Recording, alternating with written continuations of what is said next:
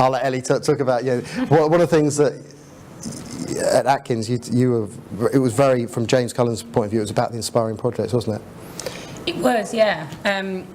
What we talked about from a project point of view previous to that on our careers website, or we didn't really talk much about projects at all.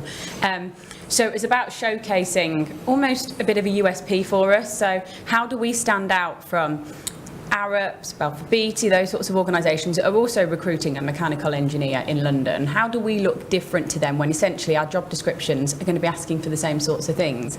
And it's about making ourselves stand out, and inspiring projects for us was one of those, making our projects visible on the website, easily accessible, but also look good, and be interactive and include video content, include testimonials where we need to. And that's still a journey that we're going on at the moment, and that references again how long it takes sometimes to get that content together.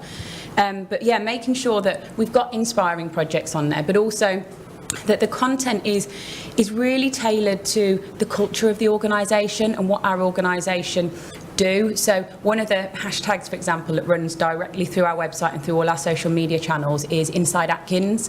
And for us, it's key to showcase what's it like inside Atkins, what's it like to work on these projects, what's it like to be part of some of the different communities. So one of the big things that we've just done earlier this year is we've set up a specific LGBT community. Now, if you went on our website, you'd have absolutely no idea that we have that internally. You'd have no idea that it's something we champion, we push. We attended Pride for the first time this year. We showcased it on our social channels, but that's there for such a finite period of time.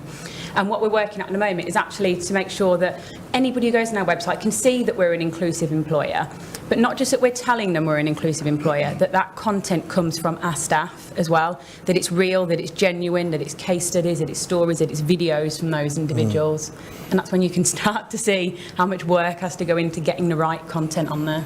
I think that's a really good point, actually, because at the end of the day, there's a lot of talk about employer brand, and that's something that once the npower site had launched, and effectively it was attracting active candidates. And an example, I remember, I think it was Adam at the time, phoned me up, and he said, DJ, we've just advertised about it was about 3 months after we launched the site. He said, we advertised for a credit management job, £70,000 job, and he said, and I've had 30 applications. Can you look back and see where they came from? And we looked back and said, okay, well, about half of those came from Google. And he said, okay, is there any way that you can tell me who this person actually got the job? Can you tell me where they came from? I said, well, okay, yes, we can, because we've got the source tracking in. He emailed me the chap's name and email address, and I said, okay, they came from Google. And he was like, wow. He said, we've actually hired somebody that basically searched in Google for a credit management job and basically applied. And to him, that was something that he went back to the business with. So from that perspective, it was almost a case of, okay, I now know that active candidates can find our website, but we're not really telling people about what it's like to work here. And that started the journey about the employee stories. And one of the things Adrian talked about a couple of months back, actually, at one of the events run by Mark and the team, was about employer brand. Because there's no product differentiation with the energy companies. You turn on a light, it could be EDF, it could be npower, it could be SSE, it could be anybody. What differentiates them is the people. So, like Ellie said, it was about, okay, how do we get the stories? What do candidates actually want to understand about us? And essentially, it was a case of we wanted to see.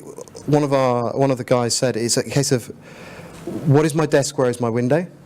Because they wanted to see where they sat in the organisation and what they saw around them.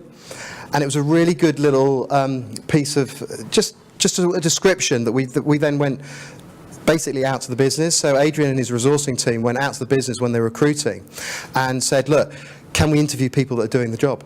Doing the job that you're recruiting for, and ask some questions, why they work there, what they do, and everything else. And very quickly, we saw that started then becoming content on the website that, as Ellie said, you can share socially. And we literally, it was a case of, once a week, something like that, they would do an interview, get a bit of content, so get onto the website, they would share it. So it wasn't onerous, because it was literally got a team of 10 or 11 working on this, and they work upon it in terms of where the roles are at the moment. And what we found is that people were clicking on it. they were coming through on Facebook. They weren't necessarily, they were reading this stuff, they were engaging with it, they were coming back to the website. And now we're 4 years down the line of doing content and social, and we're getting around 10-12% of the actual conversions, and that's people coming through and actually doing something and actually applying for a job, actually coming from social now.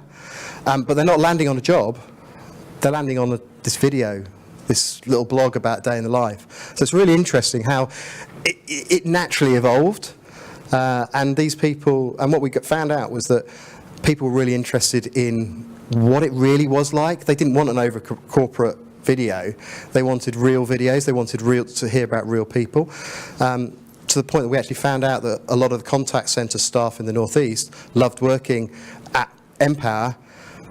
Nice place to work, but it had a great retail park just down the road, so they could stop off on the way home and get stuff for dinner. We wouldn't have known that if we hadn't started talking to people. So it was really interesting. But then it's a case, I think, Ellie, the next big one with the revamp of the website was about that application piece. Mm-hmm.